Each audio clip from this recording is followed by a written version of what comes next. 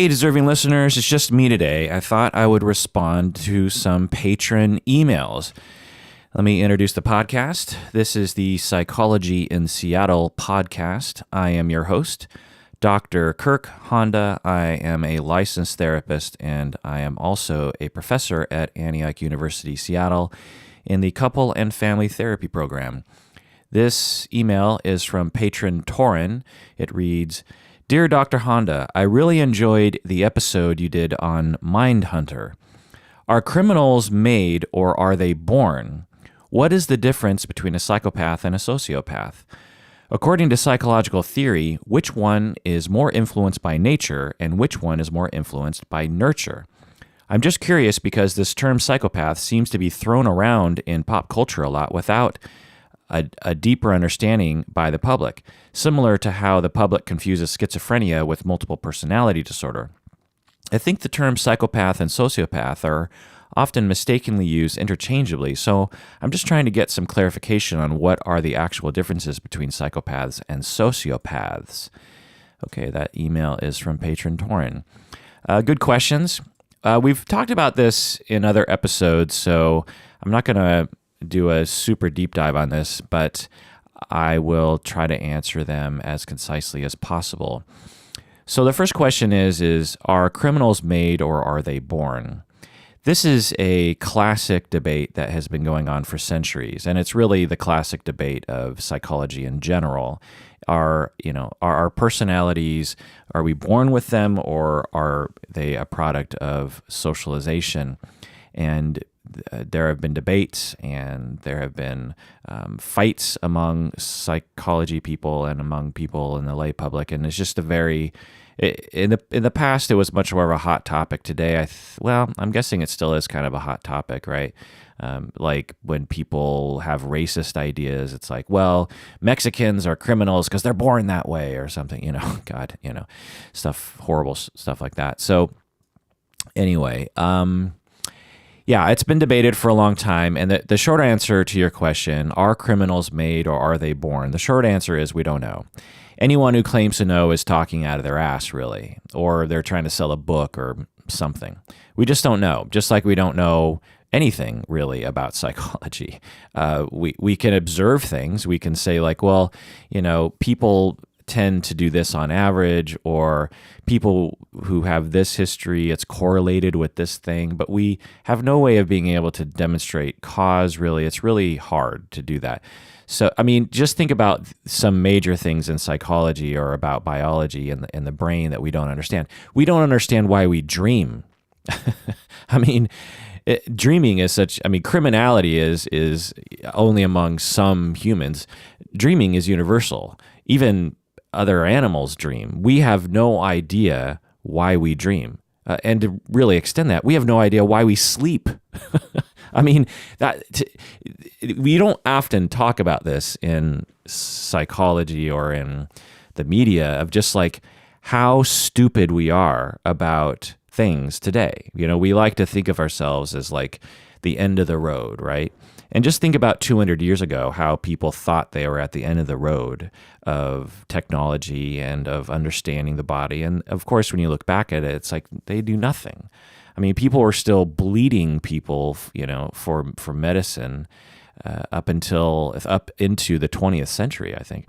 And so we just don't know. And currently, if you ask anyone who isn't trying to sell a book or trying to sell you something, if you just really ask them, they will say, no, we have no idea why we sleep. We have no idea why we dream. We're unconscious for a third of each day. Completely unconscious, completely vulnerable to anyone who wants to hurt us. It doesn't make any evolutionary sense. It seems like because we inherited our sleeping from previous species, right? So we're not the only species that sleep. So, just like other primates have eyes, other primates have fingers, well, other primates sleep, and it goes way back, other animals way down the chain sleep. And it's like, it seems like that would have been evolved out, right? It seems like there would have been something that would have mutated in the DNA that would have allowed for not having to sleep or not having to sleep so much. we sleep for a third of our lives. We're unconscious, we're completely incapacitated.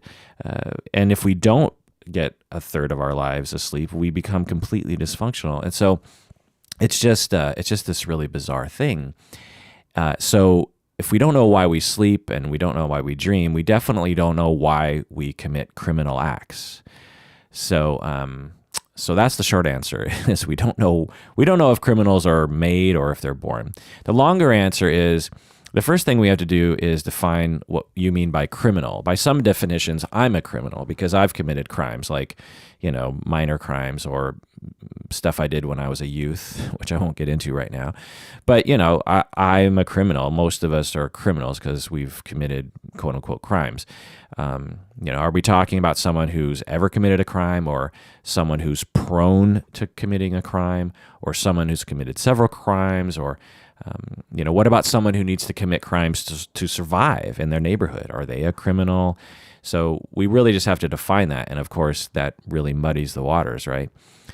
Well, when we look at empirical and observational and experimental data, it seems that people are born with traits that influence criminality, and people's environment is also a factor. So it's just like most answers, from us psychology types. We'll say, let's say, is bipolar, or is it biology, or is it nature? Is it nurture? Is depression nature or nurture? And the answer is, it's a combination of nature and nurture. So, there's that. Same with personality disorders. They seem to be related to both nature and nurture. In other words, you have to have sort of a disposition for it, and then you have to have the environmental conditions that promote it. The psychopaths in Mindhunter, the TV show on Netflix, were good examples of this. They seemingly had very rough childhoods, and they seemingly were different from other people in that they had zero empathy for others, and they took pleasure in making other people suffer. There's lots of people who have rough childhoods, but there's only a very, very small percentage of people who would do this sort of things of the nature that the Mindhunter criminals did. So we're talking about a very odd, path of psychology and behavior. Having said that, there are cases where someone seemingly had a perfect childhood and from an early age exhibited extremely psychopathic and sadistic behaviors and motivations. So it's really a mystery. But in my opinion, based on the data I've seen, it seems that you need both. You need both a disposition and a mistreatment during childhood to become the sort of sadistic psychopathic killer that is present in Mindhunter. You ask here, what is the difference between psychopath and sociopath? You allude to a common notion that these terms are very different and that they often are used mistakenly interchangeably. Well, in psychology, psychopathy, sociopathy, and antisocial personality disorder have often been used interchangeably and as synonyms for each other. And let me go into some discussion on this. So antisocial personality disorder is generally diagnosed as a behavioral condition associated with a history of antisocial behavior and or criminal behavior. So antisocial personality disorder is in the DSM. Psychopathy and sociopathy are not in the DSM. The DSM is our diagnostic manual that we use in mental health. So if it's not in the diagnostic manual, then authors outside of the DSM are kind of free to define it however they want. Although psychopathy has been defined it's sort of in a consensus manner more recently by Hare and his measure. But anyway, so antisocial personality. So the DSM is really focused on behaviors. It tries to make it observable and not based on vague or undemonstratable qualities like personality traits. You can't, if someone has a personality trait of a lack of empathy, for example, it's hard to demonstrate that because technically you could have a total lack of empathy for other people, but never actually harm anyone. So how do you measure the fact that someone doesn't have any empathy? How do you measure having more empathy or not empathy? Whereas the DSM tries to stick to behavioral things like Have you committed a crime? Were you diagnosed with conduct disorder as a child? These are kind of objective things that you can look at. Having said that, as I get into it, which I will right now, actually, it's not. They try to make it as concrete as possible. Let's just put it that way in the DSM. Whereas people who talk about psychopathy and sociopathy are much more freer. They don't have to, stick to that sort of rigor regarding observable behaviors. So in the DSM, in general, I'm not going to read all the different criteria, but in general, the DSM defines antisocial personality disorder as a childhood history of antisocial behavior, usually in the form of a diagnosis of conduct disorder, a lack of remorse, a disregard for rules and laws, violation of the rights of others, lack of stability at work and lack of stability in relationships, irritability, aggressiveness, irresponsibility, and recklessness. So, for instance, just to take one of these, recklessness, how do we define one person as being reckless and the other person is not being reckless? Those are hard things to define, and they're in the eye of the beholder, but they are a little bit more on the side of behavioral observations. Whereas with psychopathy, which again, most people use Hare's measure now, which hasn't always been the case and isn't always the case, but because Hare's measure is Hare's psychological test is not in the DSM. It's just what people have decided upon, particularly people who work in forensic criminal psychology, have decided Hare's measure is the gold standard. But that's just because people have just decided that. It's not, there's not a God on high who decides these things. It's just social constructs among psychologists who are just like, yeah, I think this works for us. Let's stick with this. It's just a decision. Anyway, so psychopathy, according to this emerging consensus over the last couple decades, is that you, again, have to have a childhood history of antisocial behavior, very, the same as antisocial, but you need to have a lack of empathy. So here is something that you can observe behaviorally, but you can also observe through interviews with them. You just get a sense of them, like, I don't think this person has empathy. A lack of remorse, which is the same as antisocial. Fake charm. So this is actually behavioral, and for whatever reason in antisocial they don't emphasize this. An inflated sense of self-worth. So here we're getting into more internal kinds of personality traits. Pathological lying, manipulative, shallow emotions, irresponsibility, promiscuous sexual behavior, blaming others and refusing to accept responsibility, and criminal acts in several realms.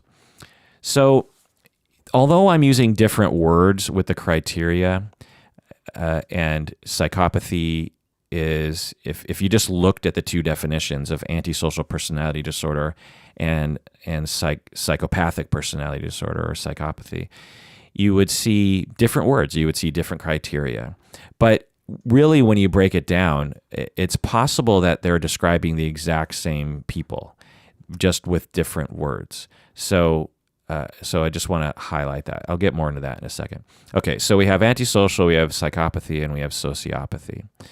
Sociopathy is an older term that very few authors use these days, and often when they do use it in clinical literature, they just say that it's not really a useful term anymore. So sociopathy, I don't ever use that term. In my work or in my travels, I will use antisocial and I'll use psychopathy because I do think that they do describe a slightly different construct. And honestly, I like psychopathy better. A lot of people in forensic psychology, in my experience, like the psychopathy measure better because it's more descriptive and I don't know, it just seems to fit the reality of the world a little better than antisocial personality disorder. Because historically, antisocial personality disorder has been used for some people who actually absolutely have empathy, and they have just been sort of forced into a life of antisocial. So antisocial personality disorder, to a lot of people, they don't necessarily care if it's describing an actual personality. Some people are just like, well, this guy's exhibiting like a lot of really horrible behavior, so he's antisocial. And whereas people who are applying the label of psychopathy, in my experience, they're just a little bit more careful about it. It's like, well, okay, sure, that guy's committed a lot of crimes, but is he truly a psychopath? They try to make that distinction. Now you could debate whether or not any of that is really a true use of the term antisocial. And a lot of people would say that antisocial is used too liberally, particularly in the criminal system, in the justice system, often as a sort of justification for locking people up and treating people badly. But the idea is like, there's a classic example is you have a guy who grows up in a really rough neighborhood, and in order to survive, he has to get tough, and he has to, get into fights, and he has to get a gun and a knife, and he has to defend himself. And maybe his gang is being threatened by a gang down the street, and so they have to go down the street and actually like seek out them and maybe even kill people. And by definition, for antisocial, you're like, wow, that person's antisocial, but their personality is actually not, they actually have empathy. They're actually doing all these things to survive. Like, you wouldn't call a soldier in World War II antisocial, right? You would just say, well, he's in the military. But what about him killing and stabbing and just ruthlessly butchering hundreds of enemy soldiers? Isn't that callous? Isn't that lack of remorse? Isn't that to some extent murderous and criminal in some ways? And we would say no. It's like, it's contextual, right? So anyway, back to sociopathy here. So back in the old days, they used to distinguish psychopaths between primary psychopaths and secondary psychopaths. So primary psychopaths were people who were born that way. They were born basically without empathy. And then secondary psychopaths were people who were socialized to become, who were socialized to act like a psychopath, essentially. And these people were labeled as sociopaths. So sociopath was a subset of psychopath, if that makes any sense. And they were essentially, through their childhoods, they were pushed in a direction that they wouldn't have gone normally towards psychopathic behavior and a psychopathic way of thinking. But they presented much differently. They might have empathy, actually, for other people. They might be suffering a lot more. Primary psychopaths, in the old literature, they would sort of define as just someone who just was born that way. They don't care, and they'll never care, and they're not suffering. They're just like bumping up against society and getting in trouble, and they don't really know why, and they don't really care. Whereas sociopaths have been abused and traumatized, and they're sort of acting out their trauma and their difficulty, but deep down they're a good person. They have a good foundation of a personality, and with treatment they can actually be quote unquote cured. So again, back in the old days, for the most part, sociopathy was a subset of psychopathy, in which it was someone who, it was basically a created psychopath, but someone who could be unmade a psychopath, whereas a primary psychopath, they're born that way and they're stuck that way. So you'll hear that often. You'll say, well, a sociopath is someone who had a rough childhood and isn't really the same as a psychopath. A psychopath is truly an evil human being. But in today's world, again, sociopath isn't used. I've never known a psychologist to actually diagnose someone with sociopathy. I'm sure it happens sometimes, but the main terms are antisocial personality disorder, which is in the DSM, and then you have this psychopathy, which is defined mainly by Hare's 20-item measure. And sociopathy isn't used at all. Maybe in conversation it'll be used. But anyway. Now, for some, these definitions are different, and for some, they are the same. Some researchers claim that psychopaths are a subset of antisocial, about a third, meaning that, like, according to some eyes and some beholders, when they use Hare's measure against common understandings of antisocial personality disorder, they will say that psychopaths are the most severe of the antisocial personality disorder people. So in other words, psychopathy is a subset of antisocial personality disorder, and often it's like a quarter or a third of people who have antisocial also qualify for the diagnosis, quote unquote, of psychopathy. But to me, it doesn't really matter because these aren't really scientific terms. These are vague, descriptive terms that rely on the opinion of the observer. It's like saying, it's like you hold up a song by Taylor Swift and you're like, is this song good or is it bad?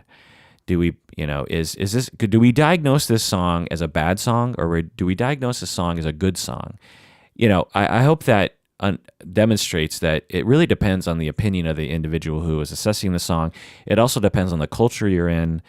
Some people in the United States are going to look at it different than someone in Japan, who's different from Mongolia, different from India, different from, Lebanon. Everyone, culture is going to affect the way you look at it. Also, time and when in time. 100 years from now, when they hear a Taylor Swift song, how are they going to feel about it? Is it going to be different? I bet you it's going to be different. I mean, all you have to do is listen to top 40 from the past, and you're like, my God, like top 40 in the past was terrible. The super annoying songs at times, And so, and if you're not familiar with that process, actually go listen to actual top 10 songs, because often the top 10 songs of a year do not survive because they're so bad. When you think back, you're like, oh, the 60s were great. Music in the 60s was so good. It's like, no. You're just thinking of the songs you like from the 60s, or the songs that are survived from the 60s. If you actually listen to top 10 songs from the 60s, you're like, man, pop music has sucked since time immemorial. 50s, 70s, 80s. Although since I grew up as a teenager in the 80s, there are certain years like 1984 or 85, 83 to 85-ish, where I was a 13-year-old and in love with top 40, and so therefore all the top 40 songs from those years are awesome.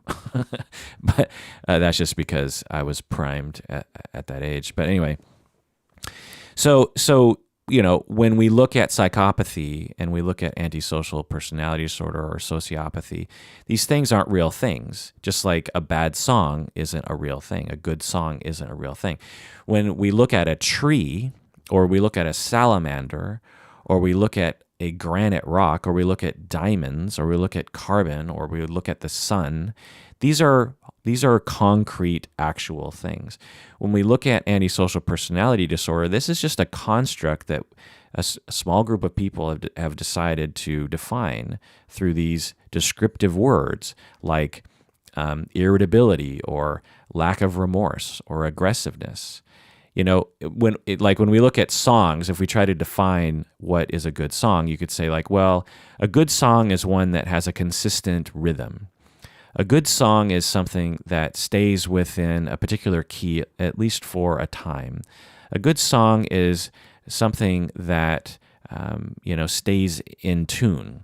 A good song is something that doesn't have wild changes and doesn't wobble around. There's certain, so you could try to define it that way, but I guarantee you could come up with examples of good, quote unquote, good songs that maybe you like that don't follow that convention. Plus, you could find terrible songs that do follow those conventions.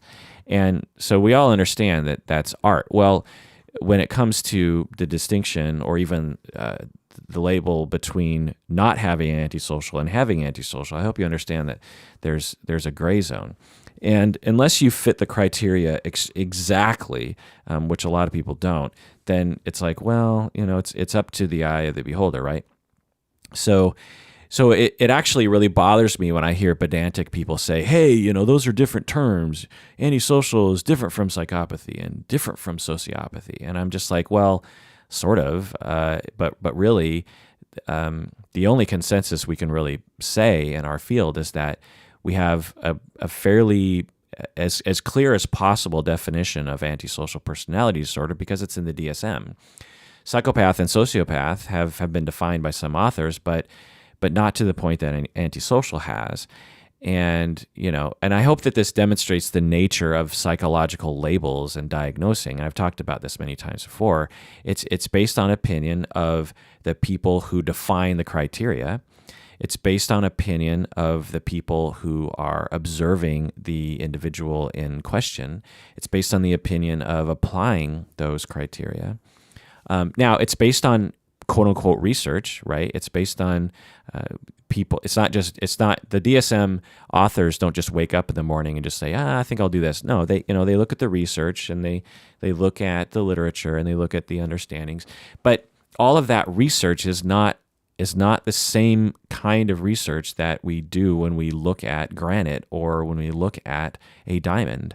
When we look at a diamond, we have technologies that allow us to study the exact components of a diamond.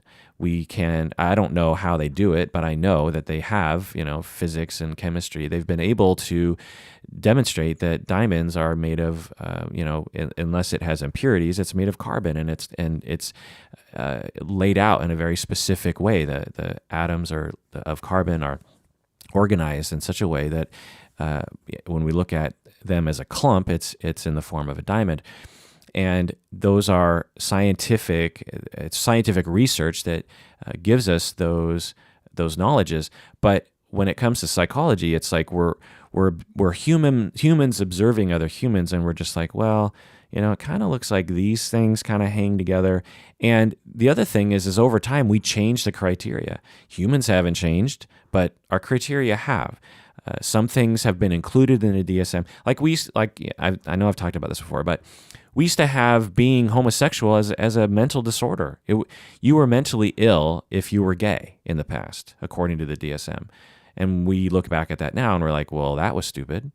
But back then they thought, well, this is science. It's in the DSM. But you look at it more critically and more culturally, and you're like, no, a group of Western psychologists were attempting to categorize some things as being mentally ill and some things as being not mentally ill. Some things are mental disorders and some things are not mental disorders.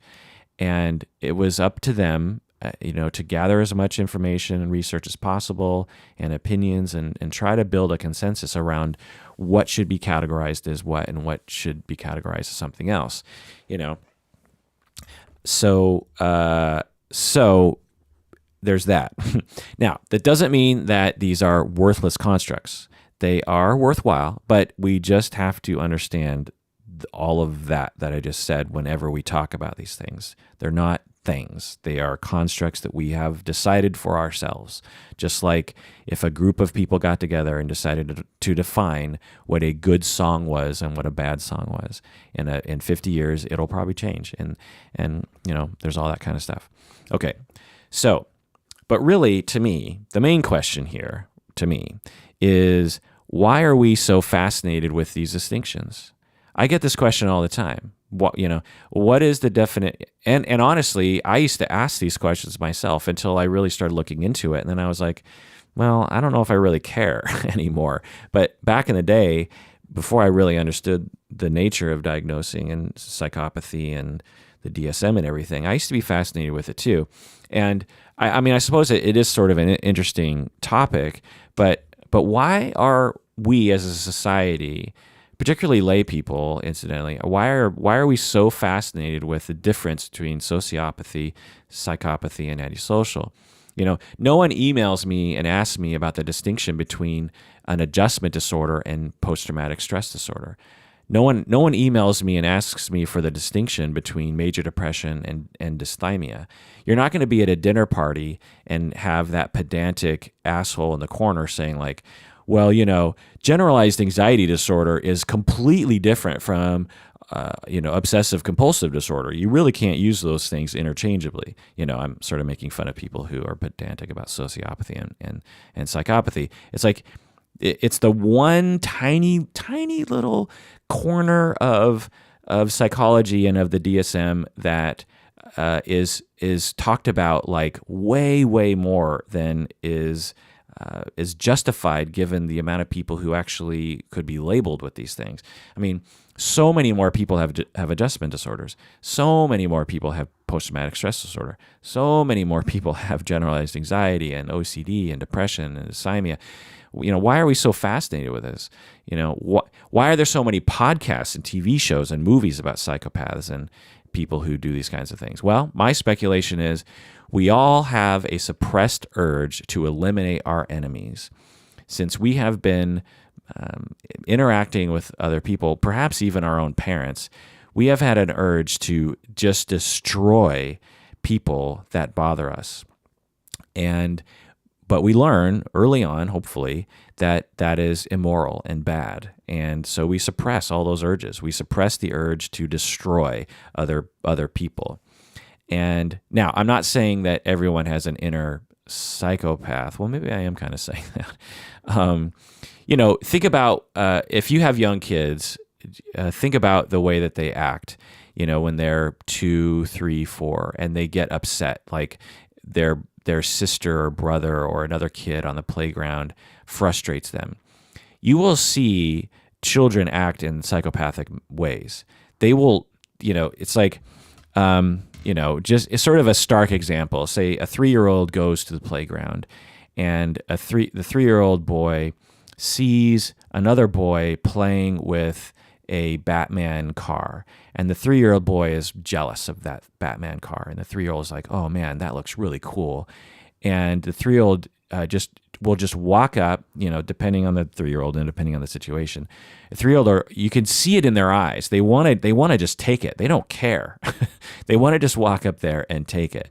And so they'll be like, some of the 3-year-olds will just walk up, take it. They'll just be like, "This is mine." And then the kid with the Batman car will start crying. And the kid who took the Batman car doesn't give a shit. Just like, "This is mine now, fucker, and I'm taking this home with me." That's psychopathic. It's not yours, and you've created suffering. Or even a more stark example is you'll be a 2-year-old or a 1.5-year-old. You as a parent will be frustrating the kid somehow. Like the kid wants to play with a certain toy or something, and you need to put them down for a nap or something. And so you pick them up and you're taking them away from their toys. And they will turn to you and they will try to kill you with their hands. There are some kids who will just turn to you and they'll just start beating your face with their hands. Now, since they're only 18 months old, they don't do much damage and you don't like it, but it doesn't hurt that much. But imagine if they had the strength of an adult or had a gun in their hands. They would use it because they don't care in that moment. They're psychopathic, they're angry, and they want to eliminate you because their short-term goal is they want to go back to playing with those toys. Now, I know this, is debatable. Would an 18-year-old actually kill an adult if they had a chance? It's a bit of a nonsensical question, but I hope you get my point. Is that early on, we all have urges that are at least on the spectrum of things a lot meaner and more immoral and less pro-social than we develop later on in life. Hopefully, right? Well, the only way we can deal with those urges is by constantly suppressing them with our ego. We're constantly just pushing it back, just like, no, don't destroy your enemies. That is not a good thing for you. It doesn't work out. It's not fair, and there'll be consequences and blah, blah, blah. And we have empathy for other people. So it's not, and 18-year-olds also have empathy for other people too. It's not like they don't. But the point is that we're constantly pushing this down, and we really, there's a part of us, a small part of us, but a potent part of us that really wants it to come out. And so we have to find ways to sublimate that. And one of the ways is through TV shows like Mindhunter and through asking me about the difference between psychopath and sociopath and antisocial personality disorder, I suppose. Now, I'm not shaming people for asking me these questions. Go ahead and ask. I'm a human too. I find it interesting. But I just wanted to say that. I just wanted to say, isn't it interesting that we're so fascinated with this, pretty rare condition, particularly on the level of Mindhunter, right? Where you have people who are serial killers these are extremely rare individuals, and why are we so fascinated with it? It's the same with spree killings right now. If you ask someone in general, the tragedy that happened in Florida, you ask the average American or even the average human on the planet, where are we headed in terms of crime and murder? And they'd say, well, it's just getting worse, right? It's getting worse and worse and worse. These people are these AR-15 killers. Every day it's just getting worse and worse and worse. And yes, the prevalence of the rate of people going on spree killings has been drastically increasing over the years, but but the overall homicide rate has gone down. So although spree killings have gone up, spree killings actually account for a very small percentage of the total homicides that occur in the United States. And so, it'd be like, what would it be like? It'd be like saying, say like a particular sort of cancer is getting more prevalent, like testicular cancer is on the rise. But when you think about all the different kinds of cancers, all of those are reducing because we have, educated people about smoking and about heart health and about good, foods that are good for you and all this kind of stuff. And so the rates of cancer are declining, but one particular kind of cancer is increasing because of one particular factor.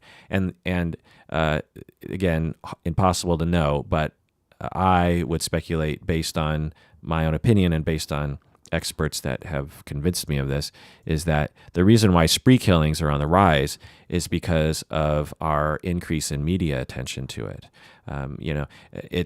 I'm old enough to remember when media when I was a kid was there was news and whatnot, but it was a real small part of people's lives. Today, news stories are a part of our not just daily life, but like minute by minute. We, with Twitter and everything, it's like we are aware of things that are happening all over the planet. Anything that's clickable, anything that's clickbait, anything that's of interest, or anything that makes people scared is instantly transported right into our palms. So if there's a spree killing, we hear about it right away. And then we do, 24/7 news coverage for weeks about it. And so if you're a disillusioned, struggling, suffering young man, and you, for whatever reason, are really angry at other people, and also for whatever reason kind of interested in gaining some sort of notoriety and some sort of attention from society, which a lot of people want, particularly given the way that we privilege it today, then you're going to see this as a viable option. You're going to be like, well, I'm sort of at the end of my rope right now, and I don't really see any other ways out of life. I'm not happy. No one seems to like me. I'm isolated. I'm really angry. I really want revenge on certain people. And you know what? It'd be kind of cool to be famous, to be seen as that guy who did that thing. I mean, that's pretty cool. I mean, because the other thing is that I've realized after making episodes about Elliot Rodger and other kinds of people like this, is that there's a minority of people, but when a minority of 7.5 billion people can amount to millions of people, right? There's a minority of people on the planet who actually will really look up to these figures. There's a minority of people who worship people like Elliot Rodger and really think he was awesome. And so people look at that and they notice it. Young men notice that kind of thing, and they're just like, well, yeah, sure, a lot of people are going to hate me, but there's going to be some people that are going to like consider me kind of like a hero. And when you add all those things together, I would speculate that's why you see this massive climb in these kinds of crime. What often gets focused on is gun control, and I'm all for looking at that for sure. We should. And then the Republicans will look at mental health, which obviously is another factor. But the guns have been present in the United States for a long time. In fact, I saw a recent statistic that the percentage of households with guns has actually declined in the United States since over the past number of decades. So although there's still a shit ton of guns in the United States and more households, incidentally, but anyway, so the point is that gun control is something to absolutely look at, and we are, our politicians are in the hands of the NRA with that. We have a pretty abysmal amount of tax dollars that are spent on mental health and on supporting people. So that's a problem that our government is to blame for. So our government is to blame for both of those issues. But we are to blame for the media attention that is given to individuals like this. And we are to blame for being fascinated with it to the point that we encourage media companies to produce content like this because it sells ad revenue, right? They are media. All they're interested in is getting you to pay attention. They don't care what they talk about to make you pay attention. I mean, all you have to do is just watch news channels and realize, like, oh, these people aren't really interested in the news. They're just interested in keeping you watching, just like any other TV show. That's the purpose, There's not some sort of government agency that like looks at news organizations and says, you have provided a good service to the American people. Here is $1 billion. No, all of their money comes from ads. And so, and ads are paying them for viewers. They're not paying them for Pulitzer prizes or anything like that. So we are to blame for paying attention to that and not actually doing anything about it. It's just getting worse and worse and worse. There are some movements that, like on Reddit, they actually will not upvote. The kinds of things that rise to the front page on Reddit have nothing to do with the actual killer in these spree killings. People on Reddit know enough to say, what we need to focus on are the victims. And we're going to profile the victims. We're going to call the victims heroes. These are the people that we're going to pay attention to. And we're not going to pay attention to the killer, and we're not going to pay attention to why they did it.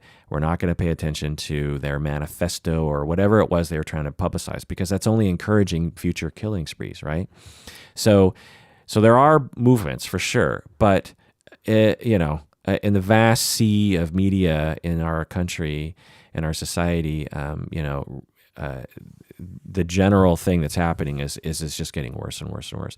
Yeah, a similar thing happened in Los Angeles when, with regards to police chases.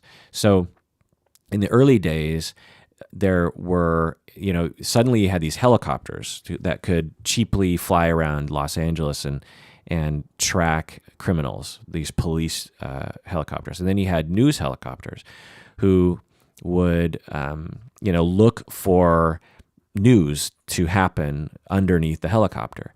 And then you had things like the OJ chase, which produced millions upon millions of dollars for certain media outlets. They made millions. So just imagine that. You have a helicopter in the sky that manages to get a camera on OJ Simpson for, hours, right?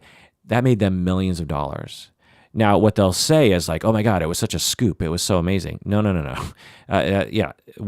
What happened in a very, very real way was these media companies managed to find something to point their camera at that people paid attention to so they could sell you commercials. And so eventually these news companies started going, this is worth investing in. Let's spend money on, buying a helicopter ourselves, and we'll actually employ particular, or we'll contract for this sort of service. And yes, please, helicopter news people, send us, car chases, because people love watching car chases live. And then, lo and behold, as that became a trend, people started purposely getting into car chases with the cops because they wanted to be famous. They would drive around, and there's actually like a mini documentary about this on YouTube, I think.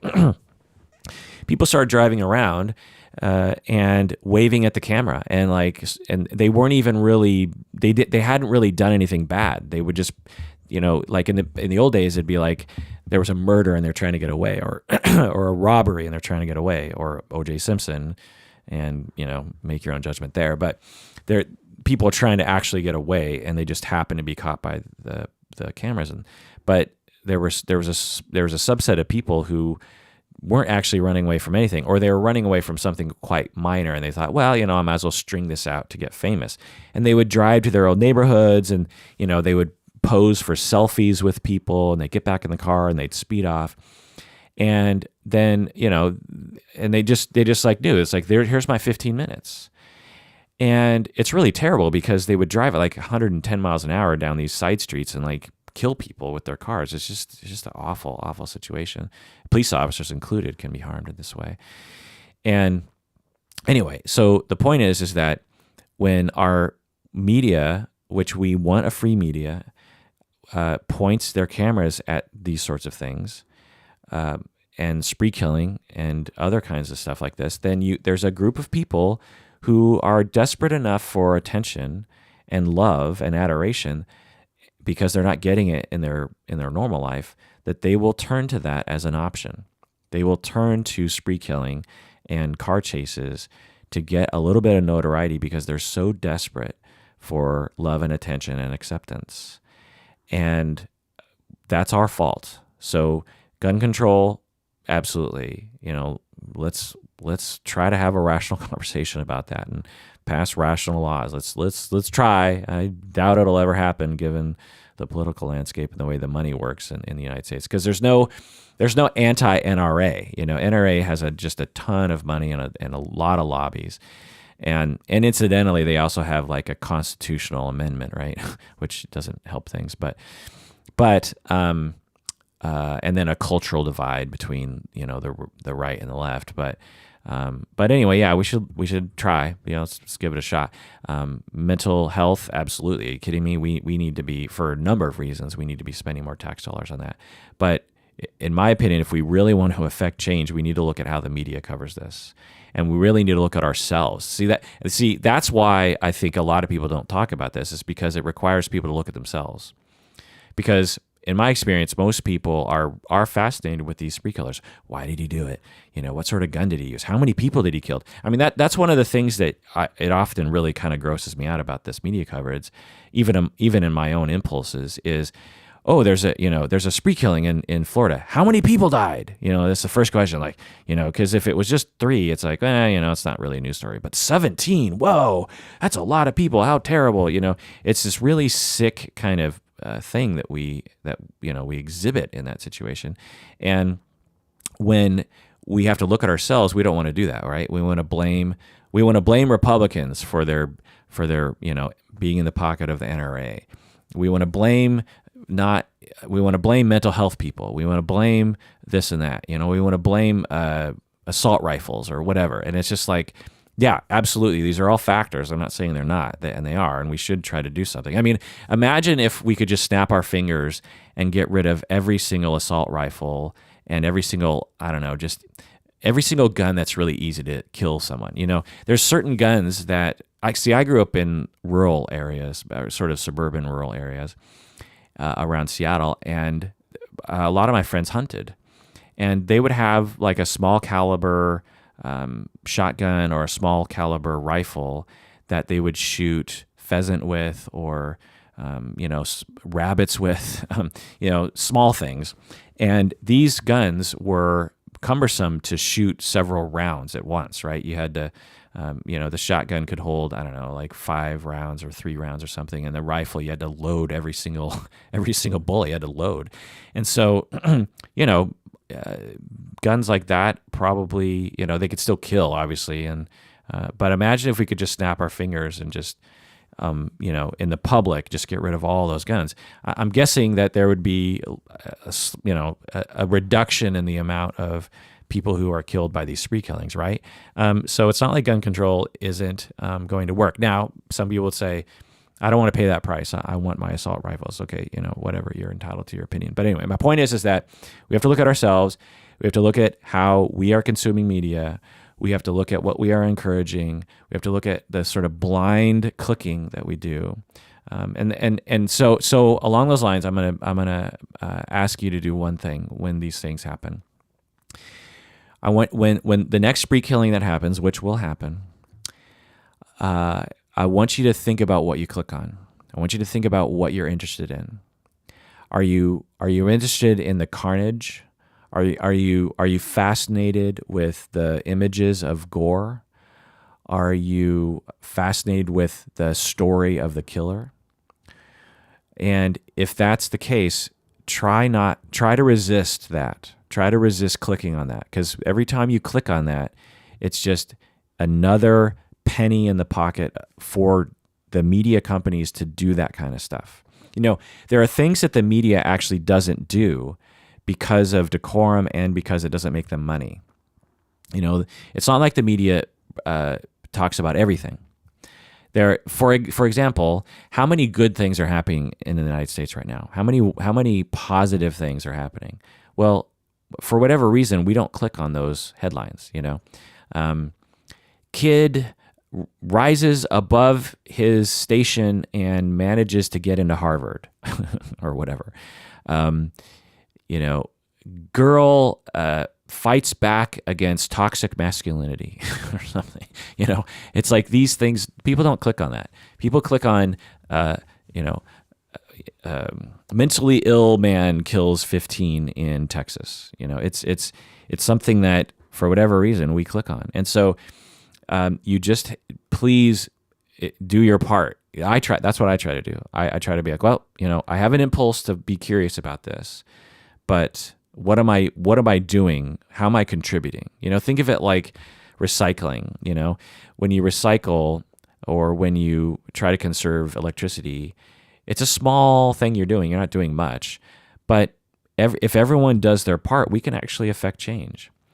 And so, you can do your part in this. And so that's what I'll leave you with. All right. Well, that does it for that episode of Psychology in Seattle. Thanks for joining me out there. Let me know what you think of what I've been saying. I'm guessing you have opinions. You can email me at contact@psychologyinseattle. That's contact@psychologyinseattle. You can also become a patron by going to patreon.com. When you become a patron, you get access to all of our patron-only episodes in which we do deep dives into various different awesome topics, such as psychopathy and these kinds of things. All right. Well, thanks for joining me. Please take care of yourself because you deserve it.